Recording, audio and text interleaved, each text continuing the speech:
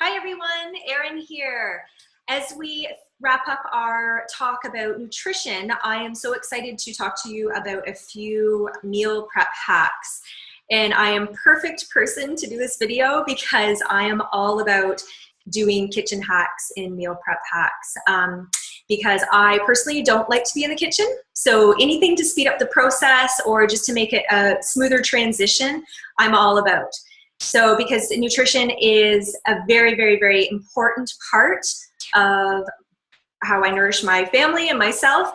So I'm always, always prepared and have the fridge in our home and our cupboard stocked with nourishing foods.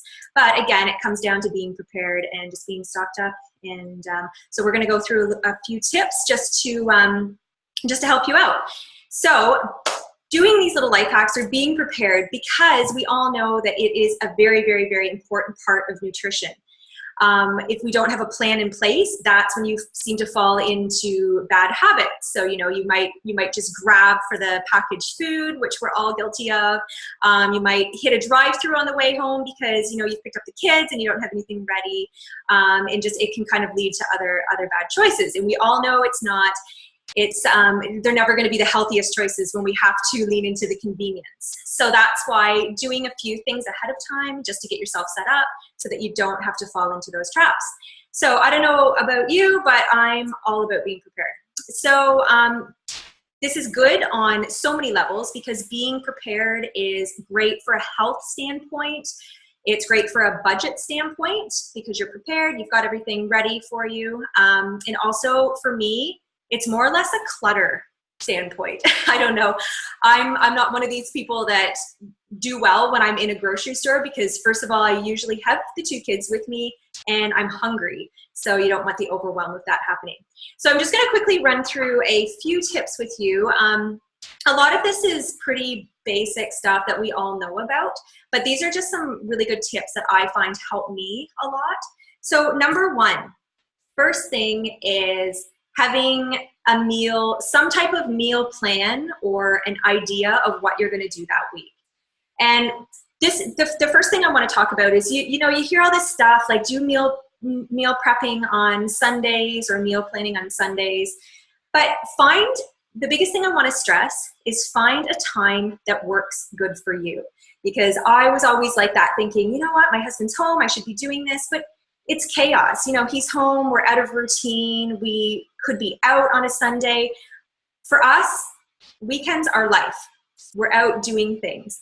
So for me today on a Thursday, for instance, my daughter's in daycare, the other one's upstairs sleeping right now. So this is kind of my Thursday where I get my head together, I guess, get things in place. So what I do is I actually take my phone.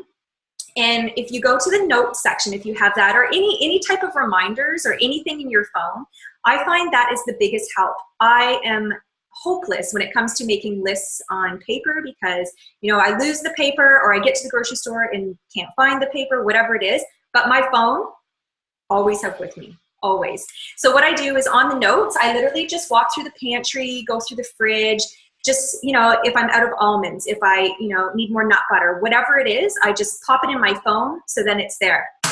Also start thinking of kind of themes throughout the week. So, you know, you might have a Mexican Taco Tuesday, you might have pizza on Wednesday, you might do, you know, maybe Thursday is a really, really busy day. So maybe doing something like a crock pot that can be done during the day. So just start thinking of themes, pop it in your phone, you've got a list.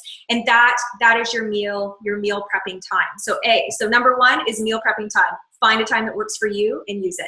Number two is get proper containers. So you can see behind here, I have an entire drawer full of big, gigantic glass containers. What I do is I like to chop everything, get it all ready beforehand, because you know when kids wake up or they get home, they're really, really hungry. The last thing I want to be doing is chopping up watermelon. It's chaos in my house. I don't know. They need to eat right away, so they're a bit like me. So what I like to do is have everything chopped up and stored and put away. Even do this when you do have a bit of time, maybe, you know, at night, if you are making dinner, just chop everything up. You know, if I'm making sweet potatoes for something, I might just chop them all up, put them in a bowl. So tomorrow, if I'm making a stew, straight in. So invest in a lot of containers. If I were to open my fridge right now, it's literally just containers. It's just a shelves of containers with everything ready to go. I can just pull it out, tip it in, ready to go. The next thing is think about buying meat in bulk. So that's another thing for a budget standpoint. It's a lot cheaper that way. And you can usually kind of gauge what you're going to be eating that week. So for us, maybe it's a bigger thing of chicken breasts. So I'll just take them out and portion them, ready to go. The next thing is, and also prepping your meat too. So I'll often pop, as if I'm cooking something for dinner, say if it's, for instance, chicken breast, I might just pop it in and just cook a bunch, because that's great because you can cook once and eat twice. So using whatever meat you cook one night, use it the next night. So for instance, last night I did a bunch of chicken breasts. We had a curry chicken. Tonight I might do a chicken pot pie. So just having that chicken already done. Amazing. So you can also use that stuff, even if it's, you've done a Taco Tuesday, you can make up an extra batch of black beans. This is what I like to do. So for fajitas or tacos or whatever we're having that night, I'll make an extra batch and use the black beans for Buddha bowls the next day. You can even boil up a bunch of eggs. So whatever your protein is, that's always a good one to have done as well. So eggs, you can also do a big tray of roasted vegetables. It's great for putting on salads the next day or using for next day meals. So just little things like that. So just when you're cooking, thinking cook once, eat twice. The next thing, learn to be a multitasker. So that's my other tip is when I'm cooking, I'm always kind of thinking ahead. So whether I'm, just making something for dinner last night, I just quickly this was the other night, sorry, just quickly threw a big pot of quinoa on. I figured I'm in the kitchen already. I'm already making stuff for dinner. So just throw a pot on. I did a big thing of quinoa, which again was a bit of the girls' lunch the next day. And then I put some apple and cinnamon in it, and it was breakfast for the next couple of days. And it's already done. Again, throw it in my glass containers, store it in the fridge, and it's usually good for about 3 days if we haven't eaten it by then. So the next thing, let me just think, bust out your slow cooker. That is an amazing kitchen hack. So like I said, if you've got those busy days, rushing around, I like to pull out the slow cooker. It's great. So when I'm making the girls breakfast in the morning, or, I'm usually not on the ball at breakfast, but at lunch, as I'm making them their lunch, I'll just quickly, as I'm chopping up stuff to give them for the lunch, quickly chopping up stuff, throw it in the crock pot, because it's amazing. We'll make lentil stews. It's really great for making soups. The easiest thing is just throw a whole chicken in it. I hate cooking chicken. I hate touching chicken. So for me, I just take a whole chicken. You can get beautiful organic whole chickens. Just throw it in with some onions. What else do I put in it? Celery and some carrots, and it's great. I just turn it on, and by dinner time, we have this beautiful fall off the bone chicken ready to go, and I don't have to mess around with it too much. So slow cooker is your best friend. Also, be prepared for snacks. So that's another little hack that I have is, again, kind of ties into having things prepped and having things stored in the containers. So again, when you're ravished, you're so hungry, just, for my kids, they can go straight in, and I have either fruit, I've got watermelon, there's cantaloupe, different things cut up, all ready to go. Same with the fruit on the counter. So this is another thing on being prepped. I don't think I have this in my list of things, but the first thing I do when I get home from grocery shopping is I don't put anything in the fridge unless it's prepped and ready to go. So as soon as we pull it out of the bags, I've got, show you right here, easy to access. I've got my bucket here. I put it straight into the sink, fill it up with water. I add about not quite a cup of vinegar to it, and then add my essential oils. So all of my fruit straight into this. It actually goes straight from the grocery bag straight into the fruit and veg soak. So you can do everything, your zucchinis, your broccoli, your berries, your apples, everything goes straight into here. Give it a swish around. By the time you get your groceries packed away, it's ready to take out and to get cleaned off.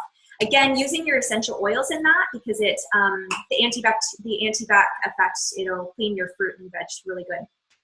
So as soon as I take that out, Apples go up there, they're already done. Then that's when you can take out your other stuff and just chop it all up. So again, everything, if it goes in the fridge, it's ready to go, like watermelon, for example. The next thing, getting breakfast started at night. So that's another really good hack you can have. So if it's, if you've got a busy day the next day, or if if you're running off to work, always, always, always thinking about the best nutrition. You don't want to have to grab something quick to go or skip breakfast. Huge no-no.